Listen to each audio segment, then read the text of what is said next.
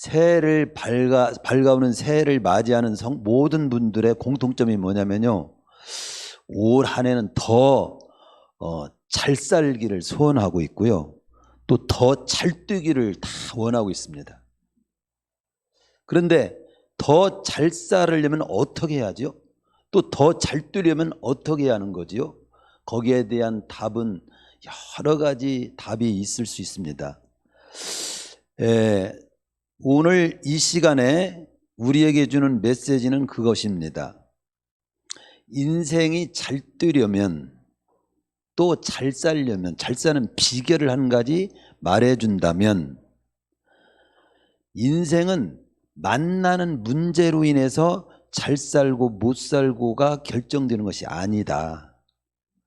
그러면 대개 어떤 사람은 갑자기 병을 만나고, 어떤 사람은 또 가난을 만나고, 어떤 사람은 구설수를 만나고, 그것으로 인해서 결정되는 것이 무슨 말씀이세요? 이렇게 하지만 만나는 일로 결정되는 것이 아니라 만나는 일을 어떻게 풀어가는가로 결정된다는 것을 알아라.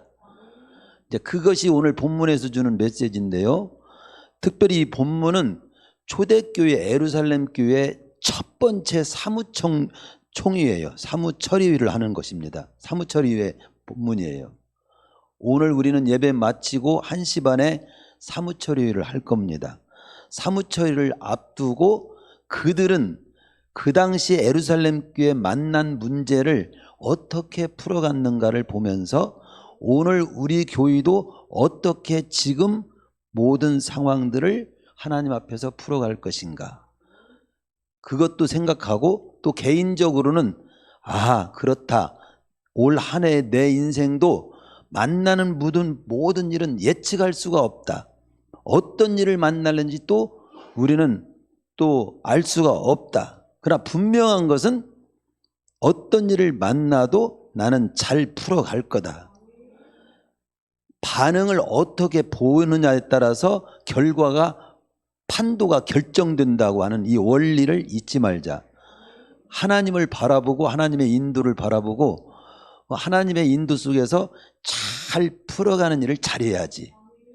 이런 마음이 오늘 모두에게 말씀의 인도를 통해서 잘 새겨지시기를 축원합니다. 본문 내용은 딴 게 아니에요. 초대교회가 처음으로 교회의 내부 문제로 인해서 분열 위기에 직면하게 된 겁니다. 그런데 그 분열의 위기를 잘 풀어갔어요. 잘 극복하고 승리한 내용입니다. 이것을 지난해 첫 주에도 말씀을 똑같이 선포했어요. 그때도 우리 사무처리가 있었고, 이 본문은 우리에게 항상 상기해야 되기 때문에 그렇습니다. 오늘 본문은 어떻게 시작됩니까? 6장 1절이면 그때라는 말로 시작됩니다. 그때 제자가 더 많아졌는데, 그러면 이 말씀을 읽으면 그때라는 말이 궁금해요. 대체 그때가 어느 때인데? 그때라는 말은 이 4장과 5장의 때를 말해요. 4장과 5장의 내용의 때를 말하는데, 4장과 5장에서 말해주는 그때는 어느 때냐면은 예루살렘 교회가 외부로부터 굉장히 어려움을 만났음에도 불구하고 교회가 더 급성장, 부흥되는 때였습니다.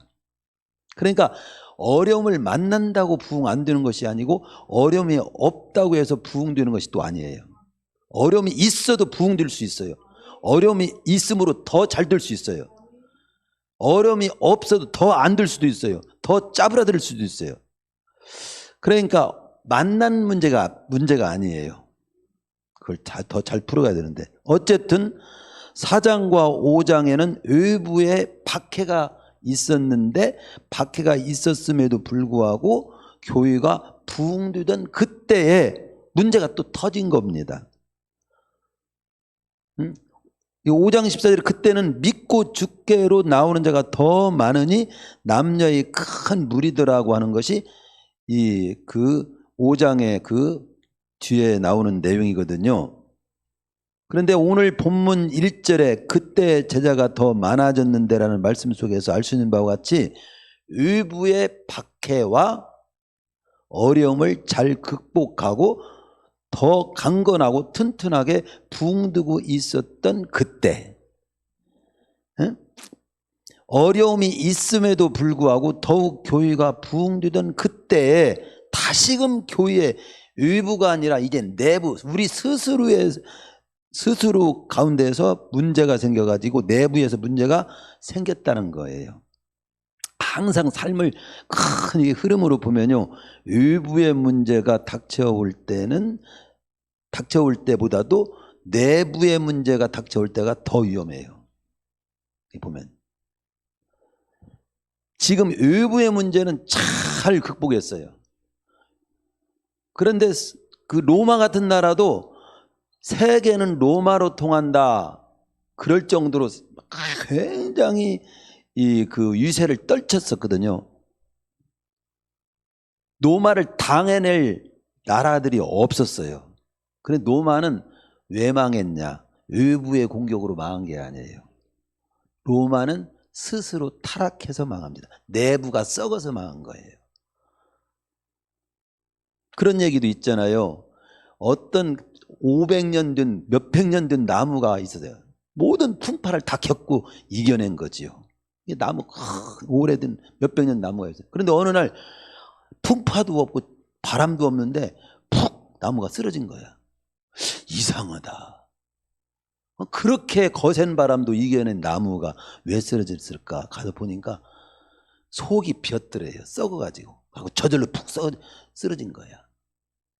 여러분들이 질고를 만났다고 쓰러지는 게 아니에요. 가난을 만났다고 쓰러지는 게 아니에요. 건강하다가 갑자기 쓰러질 수도 있어요. 속이 뭐라고 할까? 썩으면, 마음이 무너지면, 건강한 사람도 난 더 살고 싶은 마음이 없다라고 하는 마음이 그를 완전히 짓눌러버리고 잡히면 그날로 생을 끝낼 수도 있어요. 중요한 건 내부, 굉장히 중요하죠. 어쨌든 외부의 어려움도 잘 극복해낸 예루살렘 교회가 내부의 문제로 지금 분열의 위기에 처해졌다는 겁니다. 지금 그때를 바로, 그때 제자가 더 많아졌는데 무슨 문제가 일어났냐 이거예요. 여기서 이 그때라는 말이 어차피 나왔으니까 때라는 말을 우리는 잘 기억해야 돼요. 때의 중요성은 성경에서 아주 우리에게 강조하는 교훈입니다. 마귀도 때의 중요성을 알아요. 마귀도. 사단은 교회가 잘 되는 꼴을 못 보는 특성이 있어요. 그래서 어떤 틈만 있으면 그 틈을 이용해서 부흥의 불길을 끌어들이는 것이 마귀의 괴계입니다. 이게 마귀는요, 교회의 부흥을 가로막을 때 어떻게 부흥이 일어나지 못하도록 하냐면 분열을 일으켜요. 사자가 이런 소떼들이나 양떼들이 갈 때 그 소를 잡아먹고 양을 잡아먹으려고 할 때 제일 먼저 하는 일이 뭐냐면요, 분열을 시켜버려요. 흩어지게 만들어요. 하고 흩어진 다음에 그 흩어진 가운데서 힘을 단합하지 못하게 만들고 그 중에 하나를 표적 삼아서 잡아먹는 거예요. 예, 그거 똑같아요. 마귀는 분열입니다. 근데 하나님은 성령의 역사는 하나됨입니다. 그래서 에베소서 3절에 보면은 평안에 매는 줄로 성령이 하나 되게 하신 것을 너희들은 지켜라. 성령은 하나됨이에요. 마귀는 분열이에요. 숫자가 많든 적든, 숫자가 적어도 300명 용사는, 기도원 300명 용사는 미디안 모래수 같은 미디안 군대를 다 물리쳤지만 오합지졸인 미디안 군대는 분열되면 끝나는 거예요. 숫자가 많든 작든 분열이 일어나. 똑같은 내 자신도 마음이 분산되면 힘을 발휘하지 못해요. 마음이 탁 태산처럼 안정이 되고 집중할 수 있는 이런 자세가 됐을 때 큰일을 해내는 겁니다. 예. 마귀는 분열시키고 성령은 하나 되게 합니다. 예? 올해 우리 교회도 어떤 일로든지 분열이 된다, 그 조심해야 돼요. 영적으로 마귀가 역사가 지금 하고 있다고 하는 사실을 영적으로 볼 수 있어야 돼요. 우리 가정에 자꾸 다툼과 분열이 생긴다? 우리 가정에 지금 마귀가 역사하는 거야. 우리 부부가 자꾸 분열이 생긴다? 조심해야 돼요. 마귀가 그 사이에 역사할 수 있어요. 내 자신이 자꾸 마음이 두 마음이 세 마음이 자꾸 생긴다? 집중이 안 된다? 조심해야 돼요. 영적으로 마귀가 역사할 수 있습니다. 마귀가 마음이 분열된 사람, 안정되지 못한 사람은요, 제자리에 앉아서 말씀도 못 들어요. 불안해가지고. 차분한 안정된 마음 속에 큰 힘이 나와요. 불안한 마음 속에서는요, 힘을 발휘하지 못합니다. 똥개하고 진돗개의 차이점이 뭔 줄 알아요? 제가 시골에서 있는데 사냥개, 저 포인터라고 하는 종류가 있어요. 아주 매끄럽고 늘씬하고 사냥을 아주 탁 사냥을 잘하는. 갖고 내 부러웠어요. 나도 한번 크면은 저렇게 하고 싶었다. 여기다 공기총을 딱 옆에다 메고 그 밑에는 가죽 신발을 딱 신고 그 다음에 포인터 개를 딱 끌고 사냥으로 가는 거야. 너무 멋있었어요. 그리고 저도 한번 언젠가 내가 이제 시골에서 혹시라도 살게 되면 포인터를 꼭 내가 그 개를 한번 키워봐야 되겠다. 그리고 공기총 한번 메고 가지고 사가지고 나도 한번 그렇게 한번 해보고 싶다는, 지금까지 못 해봤는데요. 근데 어쨌든 그 개가 우리 집 앞을 지나가고 있었어요. 근데 앞집 개가 똥개가 있었어요. 풀어놓은 똥개지요. 통통해. 근데 그 포인터보다도 더 덩치가 컸었거든요. 힘도 맞붙으면 이길 것 같아서. 근데 포인터가 딱 의젓하게 딱 가는데 이 개가 거기 쳐다보고 깨깨깨깨 하고 오줌을 잘금잘 싸고 지가 그냥 기가 죽어가지고 쪽을 튀고 있는 거예요. 내가 그걸 보고 이렇게 뭔 소리가 나오고 있더라고요. 덩치값을 해야지. 왜 그거 물으려고 하지도 않은데 오기도 전에 왜 그 팔팔 떨면서 오줌을 잘금잘 싸는 거야. 그 생각이 지금 가끔 납니다. 힘을 발휘하지 못합니다. 분열되거나 마음이 불안하거나 안정되지 못하면. 작아도 안정이 되면 용맹스럽고 큰 힘이 나와요. 그래서 이 마귀는요, 이렇게 때를 아주 잘 알아요. 적절한 때, 어떻게 적절한 때 역사를 해서 개인을 파멸시키고 가정을 파멸시키고 교회를 파멸시키고 나라를 파멸시키고. 나라가 망할 때 되면요, 분열이 굉장히 심합니다. 분열이. 이조 조선 때도 사색당파의 그 당파 싸움이 강해서 그 다음에 망하잖아요. 역사도 그렇고 다 그 원리가 그래요. 하나님도 때가 중요하다는 걸 알아요. 중요성을 아셔야 돼요. 그래서 전도서 3장 1절에 보면 천하의 범사가 모든 기한이 있고 모든 목적을 이룰 때가 있다. 때를 잘, 농사꾼도 때를 잘 분별해 농사 잘 짓습니다. 봄에 씨 뿌려야 되는데 봄에는 씨 안 뿌리고 여름에는 가꾸어야 되는데 가꾸지 않고 가을에 거둘 것이 없죠. 근데 어떤 사람은 이제 그때 나중에 깨서 겨울에 땅 파. 이상한 사람이지. 겨울엔 땅 팔 때가 아니에요. 거둔 곡식 먹고 누릴 때지. 그렇잖아요. 때 맞게 행동을 해야 돼요. 주일날은 여기 와서 예배드리고 하나님께 예배드리면서 하나님 말씀에 인도받으면서 성령으로 충만함을 입는 시간이지, 일하러 가는 때가 아닙니다. 놀러 다니는 때가 아니에요. 저는 어저께 처제 딸이 결혼을 했어요. 안 갔습니다. 봉투만 두둑이 해서 보냈어요. 우리 이제 사모님이 대신 갔다 왔습니다. 왜 그냐? 저는 사명이 더 중요합니다. 예? 다른 걸로 인사해야지 내가 거기 가서 12시에 올 일이 없어. 저녁에 5시에 결혼식이 있어. 제가 5시에 결혼식 참여하면은 9시 어저께 사모님하고 우리 이제 두 아들이 갔다 왔는데 9시 반에 도착했더라고요.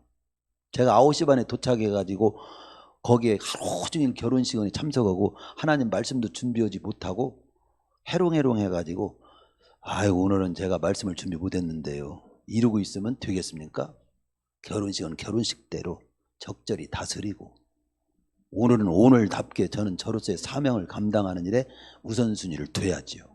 때를 잘 분별해야 돼요. 때를 우리는. 잘 될 때는요, 잘 될 때 지니기 쉬운 모습이 뭐냐면요, 교만하기 쉬워요. 또 하나님을 잊어버리기 쉽습니다. 내가 하나님 안 믿어, 나 배 불러, 등 따스워, 돈 많이 있어, 나 통장 많아, 보험 많이 들어놨어. 하나님을 잊어버리기 쉽습니다. 또 잘 안 될 때는요, 어떤 모습을 지니기 쉽냐면요, 막 살기가 쉬워요. 이래도 죽고 저래도 에이 그러면서 막 살기가 쉽고, 그리고 비굴하기가 쉽습니다. 조심해야지요. 그때 오히려 잘 될 때는 그 잘됨을 지키기 위해 더 겸손해야 되고, 더 잘됨을 지키기 위해서 깨어 있어야 돼요. 그리고 어려울 때는 어려울 때대로 더 호랑이 굴에 물러가도 정신만 차면 산다고 정신을 더 차리고, 더 깨어 기도하고, 오히려 실패와 어려움을 교훈 삼아서 더 큰 일을 도전할 생각을 해야지. 때에 맞게 그 행동을 하고 계획도 세우고 태도도 지녀야죠.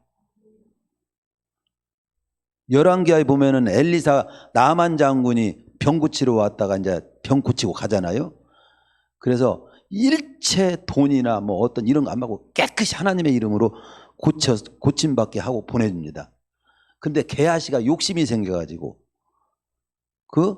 가가지고 선생님이 그렇게 엘리사가 그렇게 한 것도 아닌데 우리 선생님이 그 외투하고 뭐 거기 금덩어리 좀 주라고 했다고 뒤따라가지고 그거 챙겨왔잖아요. 그 챙겨온 게하시에게 엘리사 선생님이 뭐라고 말합니까? 지금이 어찌 은을 받으며 옷을 받으며 감람원이나 포도원이나 양이나 소나 금이나 이런 것들을 지금 받을 때냐.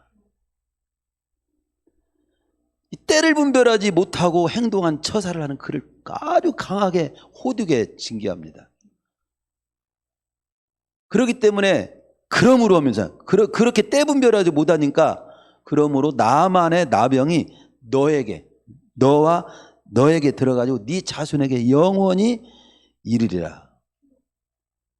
나병 환자들의 선조가 내가 볼 때는 게하시야. 때 분별하지 못하는 데서 나병이 걸렸어요. 나병이 걸렸다고 꼭 나병이 걸린다는 뜻보다도 영적으로 본다면 때 분별하지 못하고 살면 그렇게 나병은 무감각한 거거든요. 코가 떨어져도 몰라요. 삶이 무감각, 이때가 어느 때인지를 무감각하게 사는 것은 영적으로 나병 걸린 거예요. 우리는 때를 분별하고 살아야 됩니다.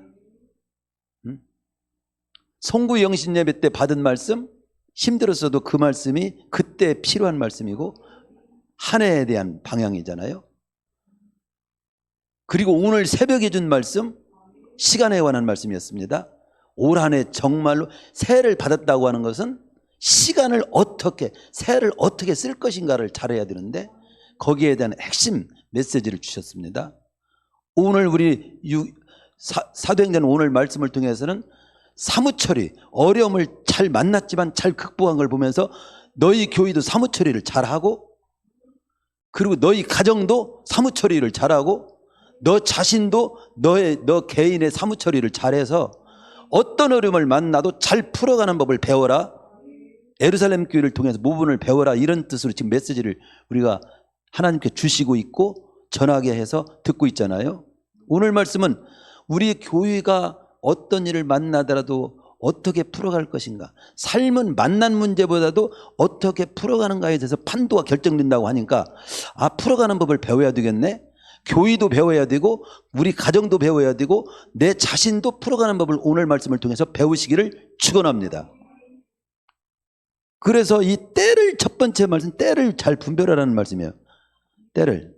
두 번째는요, 대체 무슨 문제가 발생했기에 그렇게 외부의 핍박에도 흔들림이 없이 든든히 서가던 교회가 두쪽나는 분열의 위기에 처하게 됐단 말이냐. 그만한 분열될 만한 일인가? 대체 어떤 일을 만났기에 이렇게 교회가 두쪽나게 생겼어? 이걸 지금 보여주는 겁니다.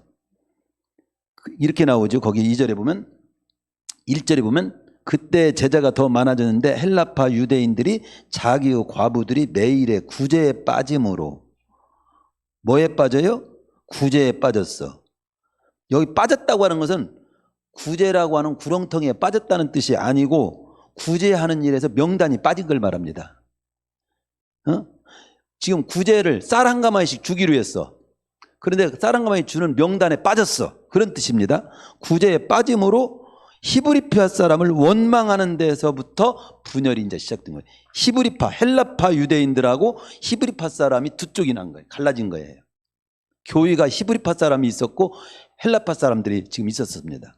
교회는 사실은 종류가 다 다른 사람들이 모이는 곳이에요. 이게요. 하나가 되면 아주 튼튼하고요. 분열되기 시작하면 갈래갈래 찢어질 수가 있어요.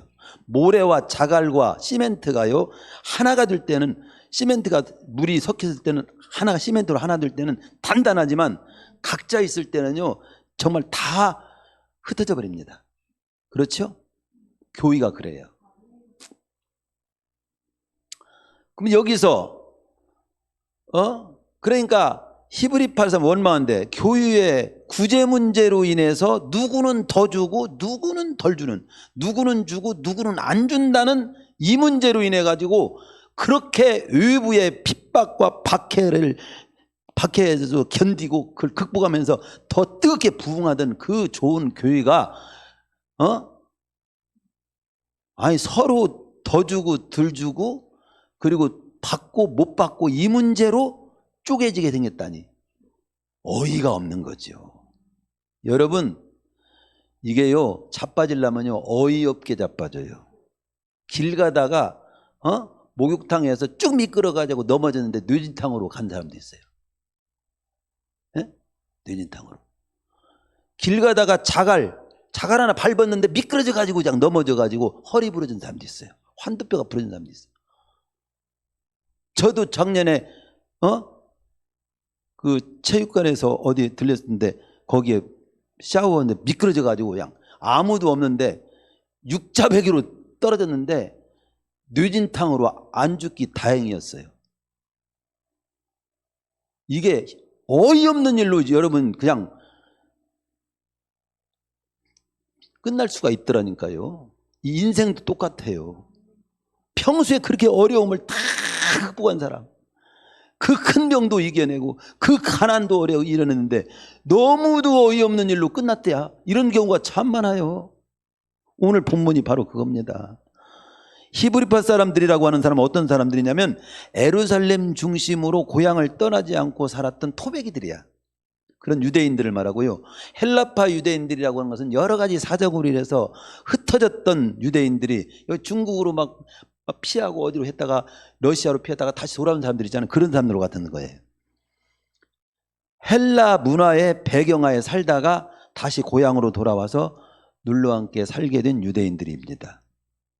이 교회 안에 이 두 종류의 유대인들 사이에 갈등과 분열이 시작됐는데 그 이유는 매일 어떤 이제 구제하는 일이 교회에 있었던 것 같아요. 매일 나누어지는 구제에 있어 헬라파 유대인들, 외국에 살다가 들어온 사람들이 제쳐지고 본토백이들에겐 더 가는 것처럼 보였던 거야. 그러니까 그거에 대해서 원망이 나온 거예요. 원망, 불평이 나오면 그거 조심해야 됩니다. 원망, 불평. 여러분 신앙생활하다가 섭섭한 마음이 나에게 오는 거야. 목사님은 그냥 누구만 특별히 관심 가져주고 나는 쳐다보지도 않더라고. 아유, 성도들이 뭐 나 가야 아는 채도 않더라고. 섭섭한 말. 헌금을 해도 알아주지도 않고 뭐 그렇게 보이지 않는 곳에 봉사하지만 누구 하나 알아주지도 않고 에이 그만해요. 이 섭섭한 마음이 생기잖아요. 위험합니다. 그 누가 주는 줄 알아요? 여러분이 가질 수도 있지만 여러분의 마음에 사단이 준 마음이에요. 섭섭한 마음. 그 다음에 원망이 나와요. 원망. 그 불평. 그러니까 원망하는 사람, 불평이 많은 사람, 그리고 섭섭한 마음을 자꾸 입에서 하는 사람을, 그 사람을 굉장히 뭐라고 할까요? 조심해야 되기도 하고 불쌍히 여겨가지고 기도해 줘야 돼요. 경계도 해야 됩니다. 왜냐하면 나도 똑같이 전염될 수 있어요. 예. 분명한 것은 너무도 지극히 작은 문제로 교회가 두 쪽으로 나누어지게 되는 위기에 처하게 됐다는 것이 분명합니다. 콩이야 팥이야 더욱 구체적인 사실 여부는 확인될 수 없지만 지극히 적은 일로 콩이아파시아. 이 점에 대해서 우리가 유의를 해야 돼요. 언제나 큰 문제가 작은 데서부터 시작된다는 것을, 사람을 넘어지게 한다는 것을, 내 인생을 넘어지게 한다는 것을. 여러분, 큰 바위에 걸려 넘어졌대요. 그런 사람 없어요. 작은 돌멩이에 그냥 미끄러져 넘어졌대요는 있어도. 그렇죠? 길가에 버려진 작은 돌멩이 조심하듯이 큰 제방을 무너지게 하는 것은 보이지 않게 세워나는 작은 틈새에서. 덴마크라고 하는 나라는 지면이 해면보다 낮은 나라여서 사방이 다 막혀 있는 나라인데, 물이 거기가 새면은 침몰이 되기 때문에, 거기 그런 얘기 있잖아요. 방뚜기 새는 거 보니까 어떤 아기가 보고 그 팔뚝을 집어넣고 거기서 죽었다고. 그 막아서 유기를 막았다는 그런 얘기도 책에 실려 있잖아요. 작은 틈새.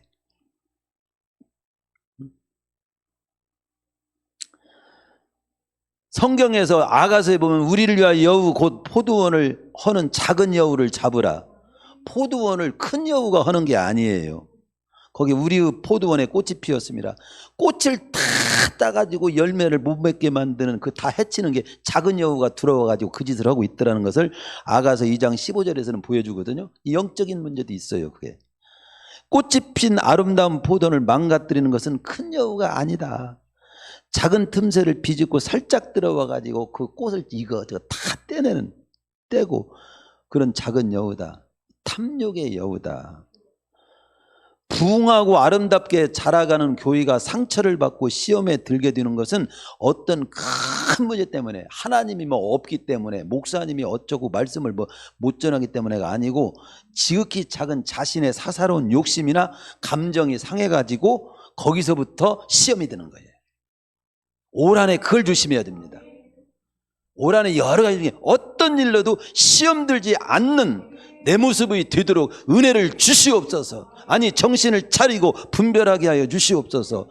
이런 태도가 굉장히 한 해를 살 수 있는데 필요합니다. 지극히 작은 육신의 사사로운 욕심이라든가 어떤 감정에서, 또 시기심에서, 질투심에서, 얄팍한 자존심 때문에, 상한 감정 때문에 교회의 복음과 하나님의 일을 중단되게 만드는 일은 상관하지 않고 그거에 휘말리는, 얼마나 안타까운 일이겠어요. 그렇죠? 사실 생각해보면 누가 조금 더 받느냐 그렇지 못느냐 하는 것은 교회를 분열시킬 만큼 그렇게 중요한 일이 아니잖아요. 좀 덜 받으면 어때? 더 주면 어때? 내 나이 우리 식구한테 가는 거고. 요즘은 좀 덜 먹어야 다이어트에도 좋고. 그런데 귤 하나 더 그걸 한 상자 10,000원밖에 안 돼. 안 주면 아예 내가 한 상자 더 사버리지. 이렇게 넉넉한 마음 가지면 얼마나 좋아요. 그렇죠? 귤 하나 때문에 막 감정이 상해가지고. 저는 우리 교회가 귤 먹을 일 있으면은 귤을 이제 앞으로는 몇 개씩 놓지 마세요. 거기다 그냥 수북이 싸놓으세요. 그리고 드시고 싶은 대로 가지고 와서 드세요. 그렇게 하세요. 식사 시간에. 아셨죠? 일일이 접시다 갖다 놓지 마세요.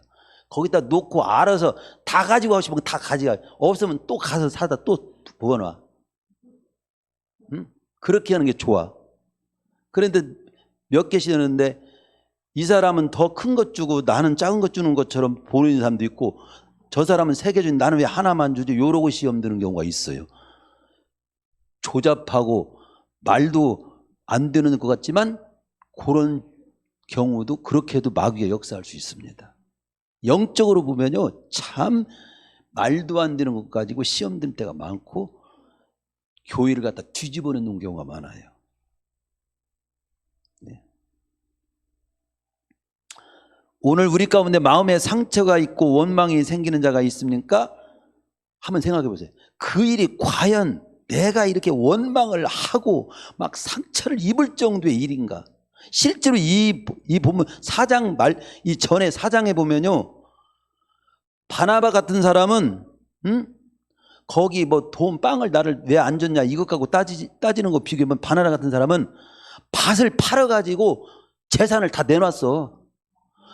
밭을 팔아가지고 교회 앞에 재산을 내놓은 사람이 있고, 어떤 사람은 나한테 빵을 하나 더 덜 준다고 시험 든 사람도 있고. 여러분은 어떤 종류에 속해야 돼요? 나는 어떤 종류에 속해야 될까? 내가 하나님을 너무도 경외하고 하나님이 너무 귀하다고 깨달아서 나에게 있는 재산 반절을 그냥 탁 팔아가지고 하나님 앞에 필요하면 쓰십시오 하고 내놓는 사람도 있는데, 빵 하나 교회에서 공중으로 내 돈도 안 들이고 교회에서 준비한 거 나눠주는데, 그거 조금 작은 빵 줬다고 시험 들어가지고 에이 교회 안 다녀, 이렇게 차별하는 교회를 내가 왜 다녀, 이러고 사는 사람이 될래요? 빵 같은 거 그런 거 더 줄 수면 더 주고, 없으면 안 먹으면 됐고, 또 내 그 빵 먹고 싶으면 저 빵집 많으니까 가서 한 푸대 사다가 내가 놓고 한번 먹어볼 거고, 이렇게 사는 거다고. 그리고 재산도 필요하면 하나님 쓰십시오 내놓을 수 있는 이런 통을 가지고 누가 잘 될 것 같아요? 누가 보기 좋습니까? 이게 사장하고 이 바나바하고 여기 헬라파 사람들하고 비교가 되더라고. 그렇죠? 누가 거물입니까? 거인은요, 저만 처먹는 건 거인이고요. 거물급은 자기 영향권 있는 사람들에게 다 유익이 돌아오도록 그렇게 다 베풀고 주고 하는 사람이 거물급 인물이에요. 여러분들은 거물급 믿음의 장부들이 다 되시기를 축원합니다. 예? 나만 혼자 먹고 크는 것은 거인이에요. 거인. 위험해요. 그건. 야고보서 5장 9절에도 형제들아 서로 원망하지 말라 그리하여 심판을 면하리라. 고린도 10장 10절은 경고합니다. 저희 중에 어떤 이들이 원망하다가 멸망시키는 자에게 멸망당하지 않았냐. 너희는 저희와 같이 원망하지 말라. 빌립보서 2장 13절 너희는 모든 일을 원망과 시비가 없이 풀어가라. 올 한 해 우리 송구영신 예배 때 받은 말씀이 뭡니까? 교회 공동체로는 오늘 서인장로님도 그걸 붙들고 기도했는데 너무 잘하셨어요. 우리 교회는 교회가 40주년을 맞이하면서 교회는 교회되게 하라는 하나님의 큰 명령. 다시금 원래 작든 크든 교회가 원래 교회를 세운 목적이 뭐냐? 그 교회는 교회되도록 건강한 교회로 바로 서는 교회가 되도록 하고, 우리 개개인은 우리는 이미 구원받은 행복한 자예요. 행복한 자는 행복하게 살도록 되어 있어요. 행복하게 살려면 그래서 우리 성도들 개개인은 매 순간 매일매일 어떤 상황 가운데서 행복하게 살아라. 행복하게 살려면 나의 할 바를 다 하면 행복하더라. 그래서 최선, 어쩌면 충성, 그리고 믿음으로 해석하고 소망으로 해석하고 감사로 풀어가고 사랑으로 해석하고 나가면 언제나 행복할 수 있어요. 어디 그런 말씀은 하나하나 또 말씀을 통해서 더 구체적으로 한 내용 한 내용 선포하게 될 겁니다. 그래서 사람 사는 곳에는 원망과 불평할 일이 없을 만큼 완전한 곳은 없습니다. 집도 그렇고 직장도 그렇고 상당히 원망하고 싶은 내용들이 언제나 있어요. 불평할 일이 있습니다. 중요한 것은 그 원망과 불평의 상황이 있을 때 좀 침묵하세요. 좀 잠잠히 좀 하나님 앞에 기도하면서 그걸 어떻게 풀어갈 것인가를 더 생각해야 됩니다. 그 상황을 잘 풀어가고 극복하는 것이 중요한 거예요. 쉬말리느냐 잘 극복하느냐. 그 다음 내용을 통해서 초대교회가 얼마나 신속히 얼마나 지혜롭게 그런 상황을 풀어갔는지 그 다음 나옵니다. 그들은 어떻게 풀어갔습니까? 주부도 참조하시고 제가 전하는 말씀도 참조해 써놨으니까 그들은 먼저 그 문제를 놓고 회의를 했어요. 전부 모입시오. 전부 교회 전체가 다 일단 모인 거예요.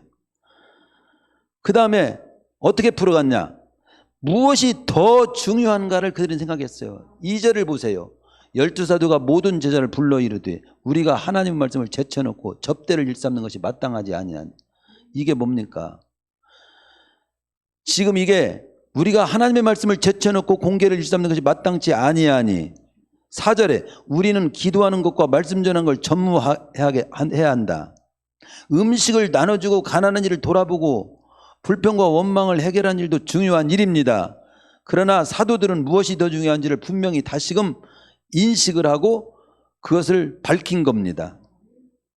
감옥과 채찍과 위협으로도 복음을 전하고 기도하는 일을 저지하지 못한 것처럼 구제하는 일로 인해서 원망과 시비가 생겨서 복음과 기도하는 일이 멈추게 되면 안 됩니다. 하나님의 더 귀한 일이 멈추면 안 되지요. 우리가 기억해야 됩니다. 뭐가 더 중요한지를 알아야 돼요. 왜 더 중요한 문제를 덜 중요한 문제로 중요한 문제를 중단시켜야 됩니까? 우리 정신 차려야 됩니다. 이런 얘기를 한 거지요. 본질. 더 중요한 것을 위해서 사소한 것을 어떤 면에서는 버려야 돼요. 자제할 줄 알아야 돼요. 항상 개인이든지 교회든지 가정이든지 나라든지 본질적인 문제를 외면하고 지엽적인 문제에 휘말리게 될 때 그 개인이나 교회는 꼭 망하더라는 걸 알 수 있어요. 중요한 일에는 관심도 없고 쓸데없는 일로 힘과 시간을 소비할 때 그런 개인이나 단체는 일어설 수가 없더라는 겁니다. 신앙생활도 똑같이 마찬가지입니다. 마태복음 6장 33절에도 먼저 그의 나라와 그의 의를 구하라. 그럼 나머지 다 부수적인 건 더해 줄게. 이렇게 중요한 것을 꼭 챙기라는 거예요. 여기 모든 거 더해준다. 모든 거 먹고 사는 문제입니다. 우리가 잘못한 먹고 사는 문제 때문에 하나님의 크신 뜻은 잊어버리게 되는 경우가 많은데 그 조심을 하고 하는 것이 마태복음 6장이에요. 우리 성도님들이 다 출세하세요. 돈도 좀 많이 벌으세요. 더 자리도 차지하십시오. 그러나 그 출세와 자리나 영광을 믿음을 지키는 데 쓰세요. 하나님의 복음을 더 뭐라고 할까요? 전하고 확장시키는 데 쓰시고 하나님 나라를 확장하는 데 쓰시고 생명을 살리는 데 써야 됩니다. 이게 사사로운 내 개인적인 일로 인해서 하나님의 기뻐신 뜻을 저버린 일이 없도록 그게 또 이들은 어떻게 풀어갔냐? 무엇이 더 중요한 걸 생각해 보자는 것이고 그 다음 두 번째는요 구제를 중단함으로 이 문제를 풀어가진 않았다는 거예요. 그 구제 때문에 분열이 생겼어요. 이제 구제하지 맙시다 이렇게 풀어가지 않았어요. 지금 무엇 때문에 문제가 생겼어요? 구제하는 일입니다. 이 문제를 어떻게 할 거냐 하면서 이제 문제가 생긴 겁니다. 그러면 이런 얘기는 우리 구제가 문제가 생겼으니 이 구제하는 문제를 그만둡시다 하면 그러고 저러고 말이 없게 될 거 아닙니까? 이럴 수 있어요. 그 말이 그럴듯하지. 근데 그렇게 풀어가지 않았어요. 없앰으로 풀어가지 않았습니다. 중단함으로 풀어가지 않았어요. 중단하면 말이 없게 되고 문제는 간단할 수는 있어요. 그러나 그들은 그걸 그렇게 풀어가지 않았습니다. 우리가 멋이고 어렵고 문제가 생기면 중단해버리는 쪽은 조금 조심해야 돼요. 중단해버리는 것은 쉬운 방법은 될 수 있어요. 그러나 쉽지만 그게 합당한 방법이냐라고 할 때는 꼭 합당하지 않을 수 있습니다. 여기 지금 뭐라고 할까요? 구제라고 하는 일은 중요한 일은 아니야. 그런데 교회에 필요한 일이고 중요한 사역인 건 사실이야. 네? 필요한 사역이더라는 거죠. 없이야 될 만큼 나쁜 일도 아니에요. 따라서 그들은 없애는 방법으로 그 문제를 풀어가지 않고 그 문제를 중단하는 방법으로 풀어가지를 않았다고 하는 자체는 분명합니다. 교회 다니다가 여러분이 어떤 문제가 생기면 교회 다니가 이 문제 생겼으니 안 다니면 되지 뭐. 안 다니는 것으로 끝내는 사람이 있어요. 직장 다니가 어려움 당해서 안 다니면 돼요. 그냥 안 다니는 것으로 교회. 학교도 학교 가니까 친구가 굉장히 나를 괴롭혀. 안 다녀. 그렇게 풀어가는 것이 잘하는 걸까요? 모든 신앙생활도 그렇고 내 개인적인 삶도 그렇고 중단함으로 풀어가는 거 이걸 좀 조심해야 됩니다. 우리 교회 마음에 안 드는 사람이 있죠? 못 나오게 하면 딱 간단해요. 그러나 못 나오게 하는 것은 마지막 카드입니다. 그것은 정말로 하나님께서 이 사람은 나오지 않도록 해야 된다라는 최종 사인이 있을 땐 저는 과감히 할 겁니다. 그러나 그 전에 우리가 이 문제를 어떻게 풀어갈 것인가를 신중히 기도해야죠. 또 본문을 보면요, 여기에는 6장에 보면요, 예루살렘 교회 총회를 보면요, 책임 전가가 없어요. 이건 당신이 잘못하고 이건 네가 잘못이고 막 서로 책임을, 이 교회 안에서 서로 책임을 묻는 방법으로 풀어가면 서로 상대방을 더욱 부정적이고 비판적으로 볼 수가 있어요. 그래야 골을 더 깊게 만들 수 있습니다. 그것이 어찌 내 책임입니까? 이거 당신 책임이지. 이건 목사님 책임이야. 이건 그리고 장로님 책임입니다. 이건 그 사람 책임입니다. 나는 책임 없어. 그러면 더 큰 소란을 가져오게 됩니다. 제가 항상 이 얘기를 하면 생각나는 게 오바마 대통령이 생각나요. 오바마 대통령. 그 얘기를 여러분도 꼭 시험먹기 바랍니다. 오바마 대통령이요, 아주 대통령을 할 때 그 아프가니스탄 거기에 전쟁이 일어나요. 파병을 놓고 그 미국이 투쪽날 지경이었어요. 찬반이 아주 격렬했습니다. 우리 왜 귀한 자식들을 가서 죽이냐 이거예요. 보내지 맙시다. 또 보내야 됩니다. 이런 내용이. 그때 이 대통령으로서 그런 말을 연설을 했습니다.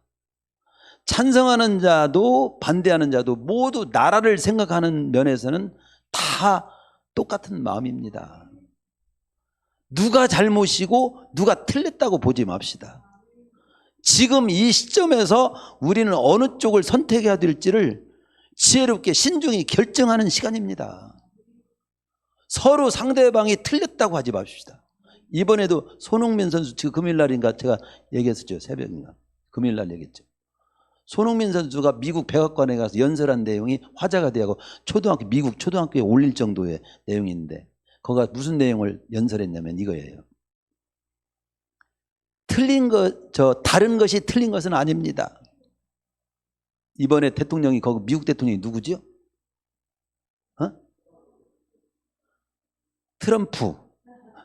트럼프 대통령도 굉장히 감동했다고, 그 연설에. 그 무슨 말이냐면요, 미국에는요 흑인도 있고 백인도 있고 황인종도 있어요. 온갖 다 다른 사람들이. 근데 흑인이 틀린 거예요? 얼굴이 검다고 틀린 사람입니까? 다른 거잖아요. 그런 의미가 들어있는 거죠. 이 나라는 온갖 다른 사람들이 다 같이 사는데 다른 것을 틀렸다고 정죄하고 무시하고 차별하면 안 되지 않습니까? 이 말을 다른 것을 틀리다고 하면 안 되잖아요. 이렇게 연설한 거죠. 부부도 마찬가지인데, 저도 사모님하고 같이 지금 제가 몇 년을 사는 거예요. 교위가 40년이니까 더 살았는데 지금까지도 안 맞아. 근데 제가 알았어요.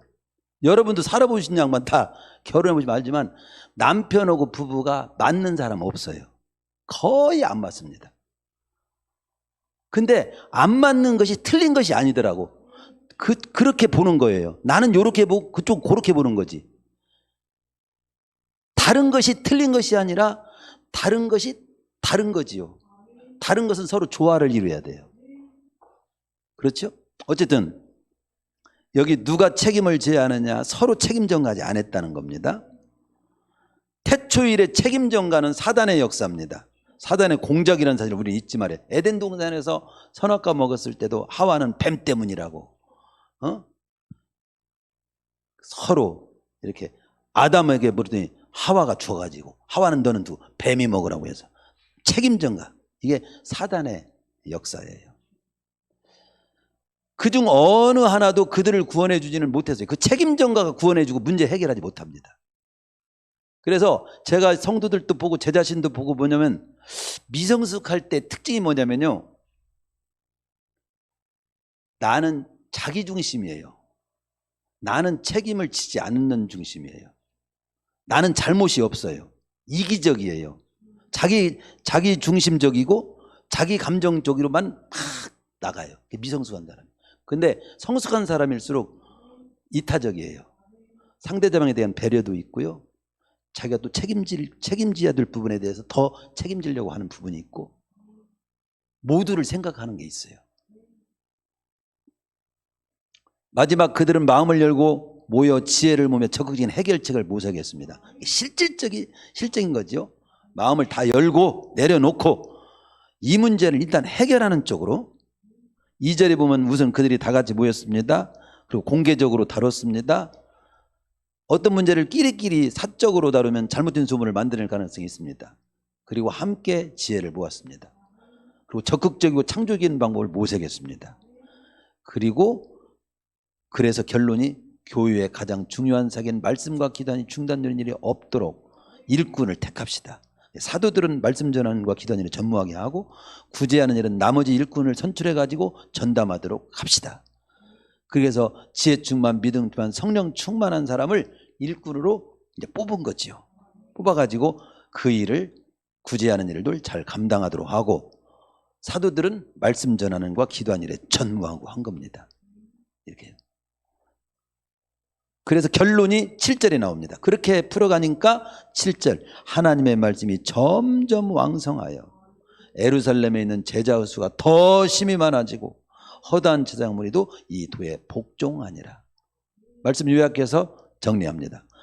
교회가 결정적으로 잘 될 때 사단은 그 꼴을 못 본다는 사실을 잊지 마시고, 사단의 괴계에 휘말린 교회가 되지 않도록 깨어있는 우리 교회가 돼야 되고, 우리 가정도 맞아요. 가정이 잘 뛰려고 할 때 잘 뛰는 꼴을 사단이 못 봐요.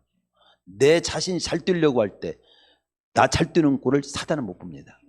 그때 우리는 깨어 있어야 돼요. 두 번째, 큰 문제가 지극히 작은 일로 시작된다는 사실을 잊지 말고, 지극히 작은 일도 조심해야 돼요. 말 한마디, 표정 하나도 조심해야 됩니다. 세 번째, 무슨 일을 하다가 문제를 만나면 그냥 안 해버리는 식으로 쉽게 풀어가는 것은 쉬울 수는 있지만 합당한 방법이 아닐 경우가 많습니다. 그때 그것을 안 해버리려고 결정 내리기 전에 한 번 더 기도하세요. 그리고 문제를 만났을 때 네 번째는 무엇이 더 중요한지 우선순위를 생각하면서 풀어가 보세요. 그러면 제대로 일을 하게 될 것입니다. 그리고 마지막으로 다섯 번째는 문제가 발생했을 때 누가 책임을 져야 하는지를 따지기보다는 먼저 그 문제를 해결하기 위한 방법을 모색하는, 하고자 하는 자는 방법을 찾고 하기 싫어하는 자는 핑계와 구실을 찾는다고 했어요. 우리는 방법을 찾고 그 일이 되는 쪽을 보고 되려면 어떻게 할 것인가, 그런 쪽으로 풀어갈 때, 그래서 우리 모든 성도들이 모쪼록 성도 한 사람 한 사람도 어떤 위기를 만나도 그 위기가, 여기 제가 목자 한마디에 그렇죠, 똑같은 위기를 만나더라도 위험할 위자를 써가지고 위험한 기회로 풀어가는 사람이 있고, 위대할 위자를 써서 위대한 기회로 풀어갈 수가 있어요. 어떤 일을 만나도 위험한 기회로 풀어가지 말고 위대한 기회로 풀어가실 수 있는 우리 성도님들 되시기를, 또 우리 교회가 되기를, 여러분 성도님들의 가정이 되시기를 축원합니다.